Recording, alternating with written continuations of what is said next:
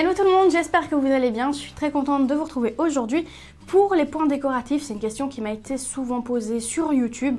Du coup, je voulais vous éclairer un petit peu plus là-dessus. Alors moi, ce que je vais faire dans cette vidéo, c'est que je vais vous expliquer tout d'abord c'est quoi des points décoratifs, quand les utiliser et comment les utiliser, parce que c'est relativement important de savoir les utiliser pour avoir un joli point décoratif. C'est parti!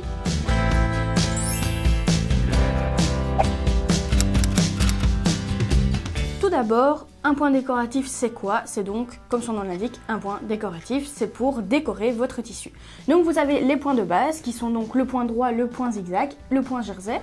Ce sont des points de base que vous avez sur votre machine. Et puis ensuite, en fonction de votre machine à vous, vous allez avoir différents points décoratifs que vous allez retrouver. Donc moi ici j'en ai 33, mais ça dépend de votre machine. Alors, tout simplement, on va pouvoir utiliser ces différents points décoratifs pour réaliser une petite décoration sur un vêtement, sur un accessoire. Comme par exemple, si vous voulez finir, je ne sais pas moi, un vêtement, donc une jupe au point feston. Donc le point feston, c'est quoi? C'est le point qui fait comme ceci des petites vagues. Donc que vous pouvez voir de toute façon sur la photo parce que j'ai fait le test de tous les points pour vous trouver les meilleurs réglages. Alors, encore une fois, je vous ai trouvé les meilleurs réglages que vous allez pouvoir retrouver dans une fiche technique juste en dessous. Mais à savoir que ce sont en fonction de ma machine à moi. Donc moi je vous conseille quand même de tester sur un déchet de tissu comme moi je l'ai fait, chaque point décoratif pour justement pouvoir avoir vos réglages à vous, mais au moins vous avez une petite idée aussi de comment il faut régler différents points.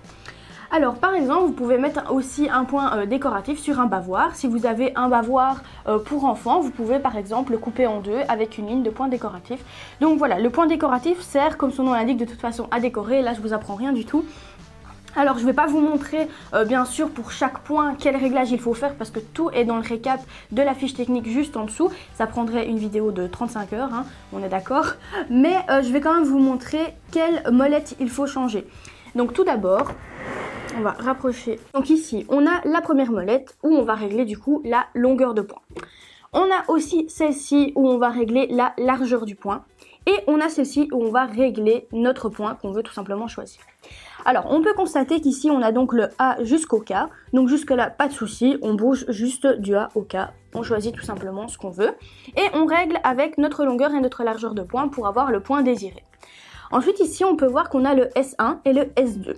Alors, pour avoir ce S1 et ce S2, sur la première roulette ici, on va voir le S1 et le S2. Donc, on n'a qu'à tourner et on choisit tout simplement quelle ligne on désire. Donc, moi, je vais prendre par exemple le S1. Donc, je vais mettre sur le S1 qui se trouve juste ici.